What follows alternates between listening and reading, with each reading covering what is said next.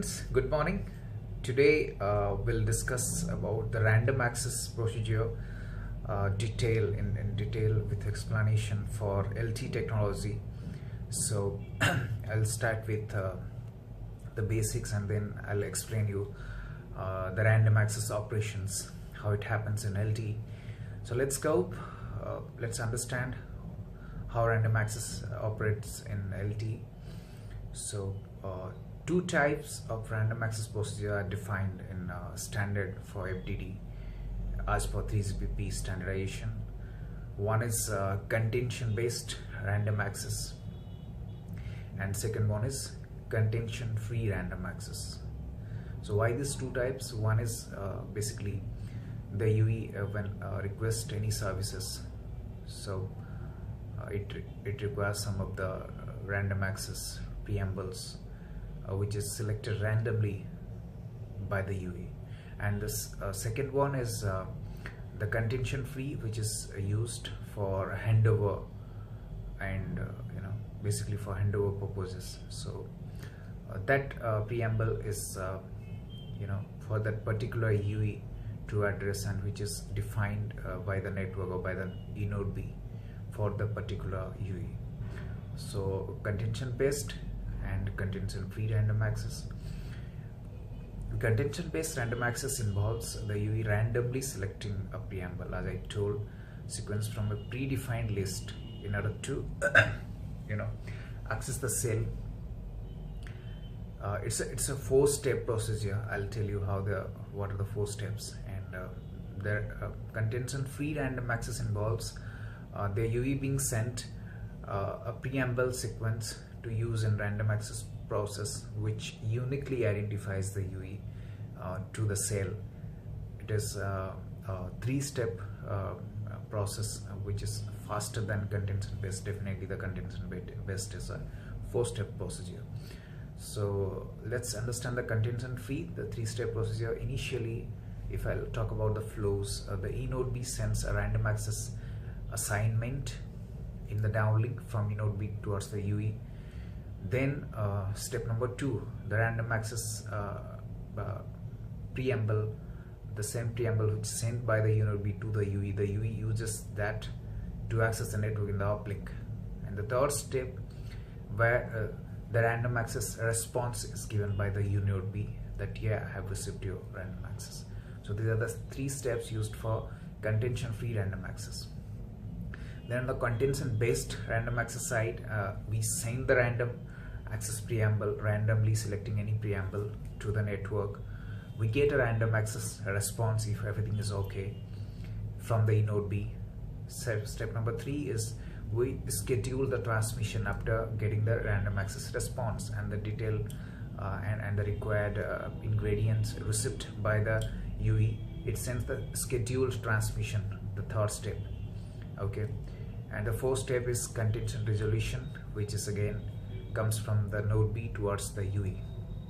So these are the 4 steps for the random contention based random access.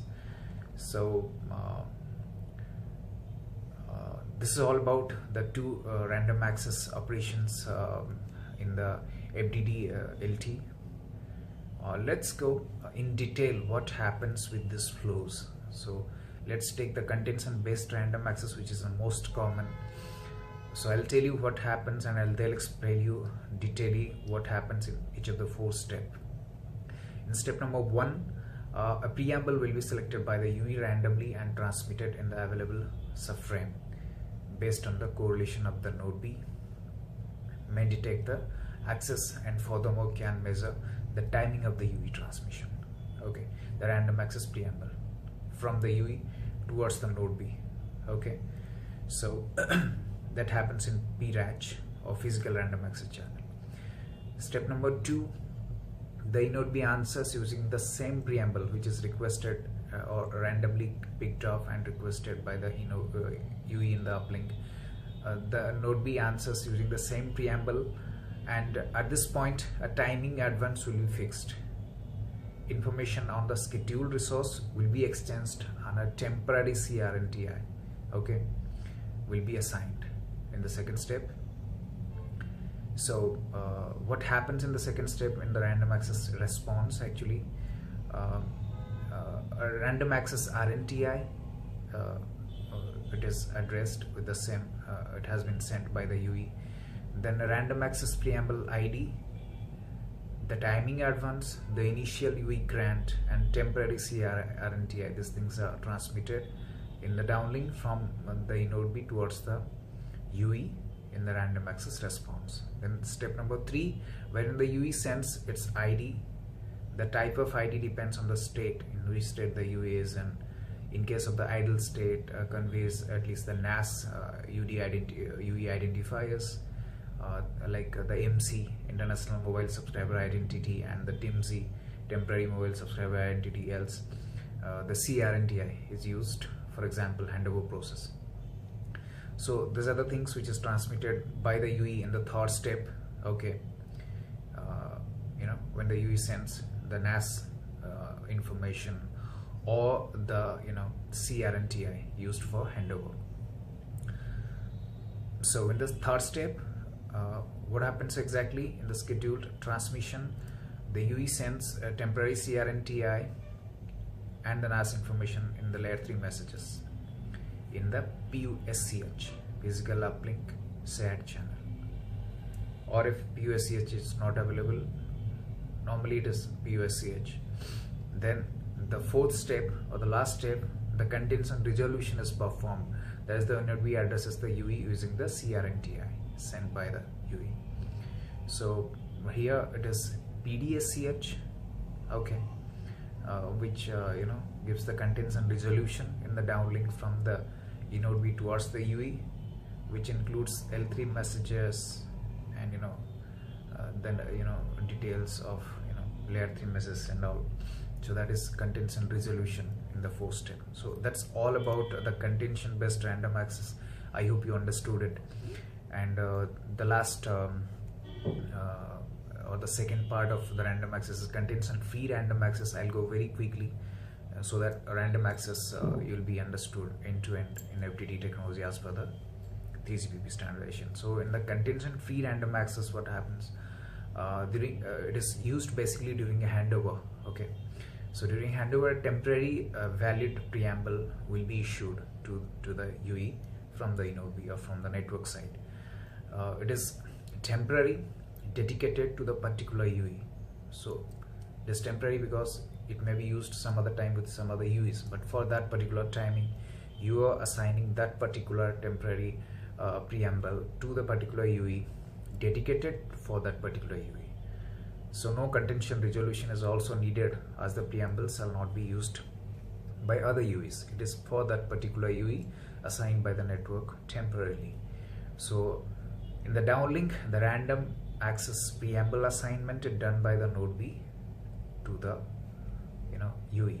Okay, then the random access preamble is used by the UE to communicate to the network in the uplink to the node B, and then random access response is feedback from the inode B towards the UE, which addressed to send a random access RNTI, the random access preamble ID, the timing advance, the initial UE grant in case of handover. Definitely in case of handover you're using the contention free random access. So if I'll go again, random access preamble assignment via dedicated signaling in the downlink. Okay, so signal via handover command generated by the target inode B's and sent via the source inode B. Okay, it's generated by the target and sent by the source because the source is in communication with the UE now. And then in a PDCCH, in case of downlink data arrival is happening, supposing the PDCCH is in use, so PDSCH is in use, we use the PDCCH for sending this information, the random access response. Okay, so that's all for today. I have told you the random access procedure in detail, and the explanation I hope is very clear to you. Please do like, comment, share, and subscribe to our channel, and please provide your valuable suggestions to improve the video if anything else is required. to improve this video. And please take care, stay happy, stay tuned. Thank you so much. Bye bye.